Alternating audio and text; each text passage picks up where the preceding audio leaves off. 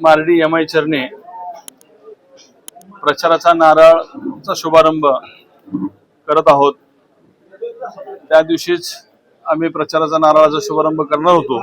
त्या दिवशीच अजितदादांचं दुःखद निधन झालं आणि त्याच्यामुळे कोणताही गाजावाजा न करता साध्या पद्धतीनं आज या ठिकाणी नारळ वाढवून काकांचा प्रचार होम टू होम आम्ही चालू केलेला आहे। काकांना मतदान म्हणजे कामाच्या माणसाला मतदान। गेले अनेक वर्ष 50 वर्ष झालं काका जिल्हा परिषद मध्ये सर्वसामान्याचं काम करण्यासाठी ते हजर असतात आणि कोणत्याही जातीपातीचं राजकारण न करता ज्या पद्धतीनं अजितदादांनी सांगितलं की जरी मी भाजपमध्ये जात असेल तरी शाहू फुले आंबेडकरांचा विचार मी सोडून देणार नाही। शाहू फुले आंबेडकरांच्या विचारावर मी चालेन आणि त्याच विचाराचे पायीक आमचे नेते माननीय काकासाहेब साठे आहेत। त्याच्यामुळं बहुजनांना न्याय देण्यासाठी गेले कित्येक वर्ष काका काम करतायत।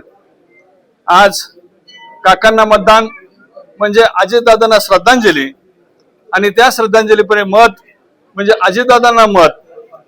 ह्या पद्धतीनं ह्या तालुक्यामध्ये मतदान व्हावं ही तुम्हाला कळकळीची विनंती करतो।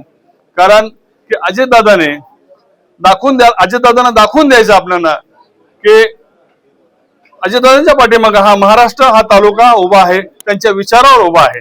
थोडं बोलतो आणि लेटेस्ट अपडेट सुपरफास्ट बातम्यांसाठी सबस्क्राइब करा, फॉलो करा MS13 न्यूज, सोलापूरकरांच्या हक्काचं।